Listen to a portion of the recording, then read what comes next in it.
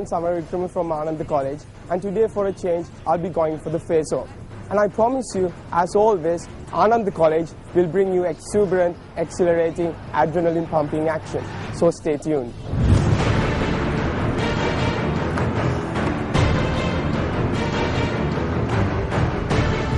Dear judges, intellectuals of the house, today the side proposition comes up here and they say the problem is not with the system, the problem is with the management. But they themselves stated that these provincial councils have their own autonomy. If they have their own autonomy, they should be in charge of the management as well. So that is exactly why we believe that they don't have their own autonomy. Hence, that's why we believe that's not the correct form of devolution of power. Yes, ma'am. So your first speaker mentioned clearly saying that federalism is the solution, but we strictly mentioned that federalism is going to bring about another war. So is that your solution to the provincial council system? Ma'am, today it's not our burden to give a solution. Our burden today here is to prove that the provincial council system is ineffective in devolving power, but we believe that that is kind of a possible solution, but it is not our burden to actually defend federalism. Yes. So do you believe that a government, the central government would do whatever it takes for the benefit of the people? Ma'am, the central government, it is a complex system. The central government, the problem is that in a unitary system, the problem is the central government takes its own decisions. The central government is selected by the majority of the country, and that is exactly why we believe some of the minorities, actually their rights are being violated, and that was the whole rationale behind the 3-decade war. And that is exactly why we need these provincial councils to take their own decisions, which helps in solving their own diverse problems. And ladies and gentlemen, on the side proposition, they told us that a lot of power has been vested in the provincial councils. But the problem is, in the constitution itself, in the 13th amendment, you give power with one hand and then you take all that power back with another article. For an example, the police powers are given, according to the article 33D, the police powers have been vested in the provincial councils. The problem there is the deputy inspector of general is actually controlling the police in that particular provincial council, but the deputy inspector general is under the IGP, ladies and gentlemen, and the IGP is actually appointed by the president of the Sri Lanka. So at the end of the day, all the decisions have an influence of the central body. That is exactly why we believe that is not devolution of power. Yes, sir, I believe that the central government, we believe that the central government has at any point the right to take powers away only if it's necessary. I don't believe that if you take a certain instance of the provincial council system, do you see the central government intervening at every matter? But there are certain instances, do you believe that there are certain instances that they should put in their power there? So true enough, ma'am, true enough that there are certain instances. That's exactly why there are some kind of powers vested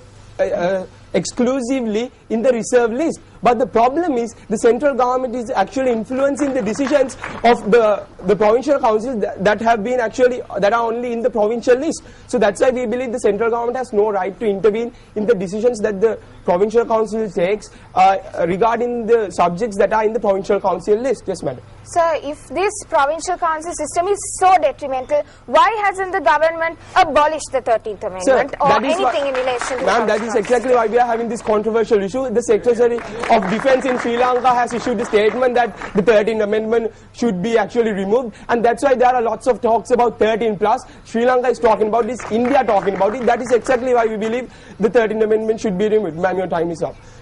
And ladies no, sir, my time is still there, and I want to ask you the next question, sir. That is your only solution, if not for finding remedies, is your solution just to abolish a problem, or rather than that, sit and find remedies for such an effective system which has been in existence? Ma'am, today our burden is to prove the provincial council system is ineffective in devolving power. We gave a solution. Federalism is better than what is happening right now. That would actually give people, the minority rights will be protected. They can represent their own diverse needs in that way. So for all these reasons, I urge the House to side with the opposition. With the conclusion of round 2, the direction of the debate was quite clear to all of us. It's getting heated up by each round, and round 3 will be one of the most intense rounds that you've ever seen. While moving on to a commercial break, we're ready to present to both Holy Family Convent as well as Anand College their last and final opportunity to consult their coaches.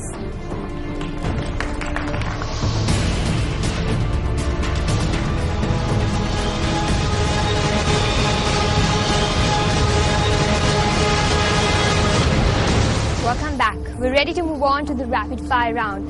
This will undoubtedly be one of the most challenging rounds that the debaters have faced thus far. The rules have changed, the format will be different. What will happen here is that the chosen member from each team will answer the questions that will be directed to him or her by 3 members of the other team. Each member will receive 3 minutes to answer the questions, and the 3 members of the other team will receive 2 minutes to ask the questions. We're ready to find out who was chosen by Holy Family Convent Colombo to carry on the rapid fire round. Hi everyone, my name is Shehani Rajendra, representing Holy Family Convent, Bambalapitiya. I will be handling the rapid fire round, and we're here to give you a wonderful and an exciting debate. So have fun. Shehani has made her choice on behalf of Holy Family Convent about who her opponents will be for the rapid fire round. Shehani? I'll pick Sandaru, Benura and Oshada.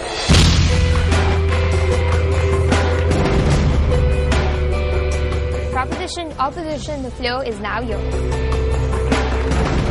Ma'am, what does autonomy mean to you?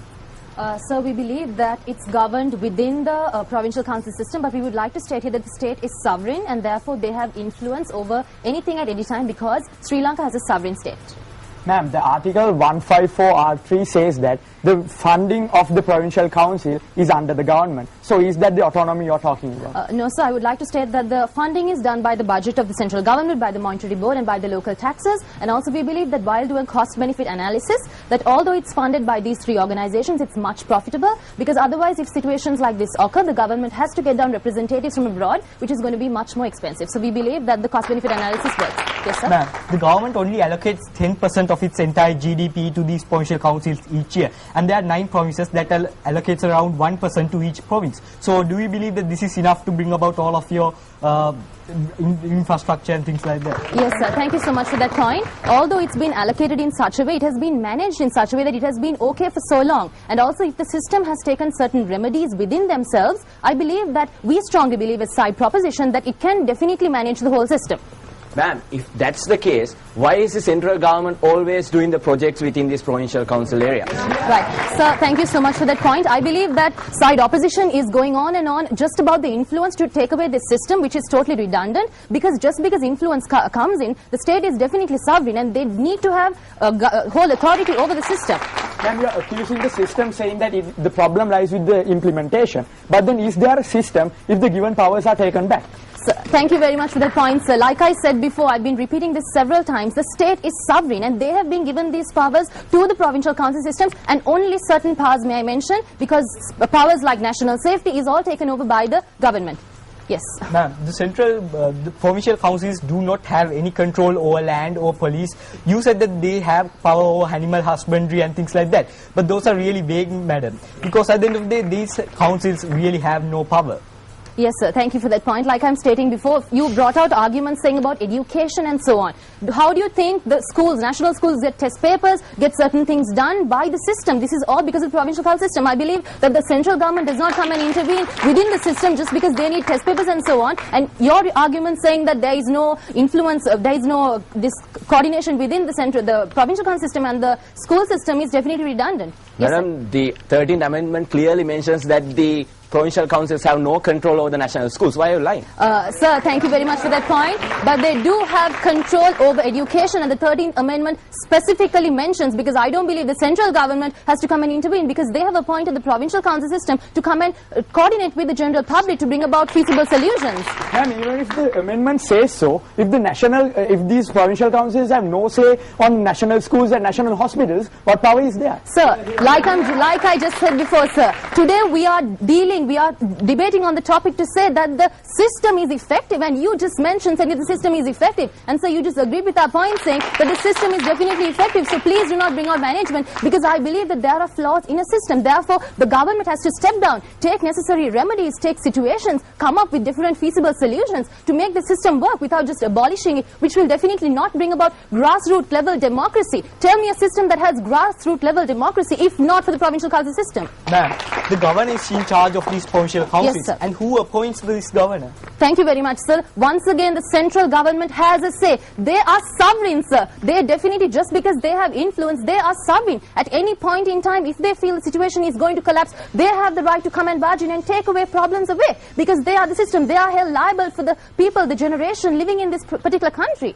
Yes, sir. Ma'am, what sovereignty is there if the head of these provincial councils is under the control of the government? Sir, thank you very much for that point. Sir, like I said before, the state has a right. State is sovereign, because you seem to be reiterating over and over again, saying the government has influence, and just take away such an important system. The government has to be influenced. The government has the right. The government has been given the authority, the sovereignty to come in and barge in at any point. So I believe that this particular system is definitely very effective. Thank you. Madam, your first speaker mentioned that there's no ministry which controls these provincial councils. So, madam, what's the role of the Ministry of Local Authorities and Provincial Councils?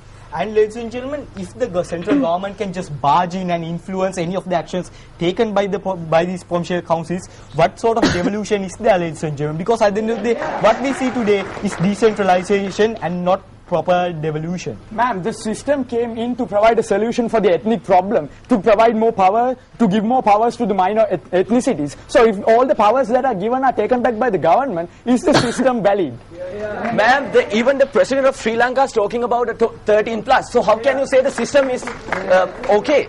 Ma'am, there are bills like the Divini Aguma, the Magan Aguma, and these bills can simply override any of the decisions made by these provincial councils. So we on side opposition, we really can't see any devolution in these councils.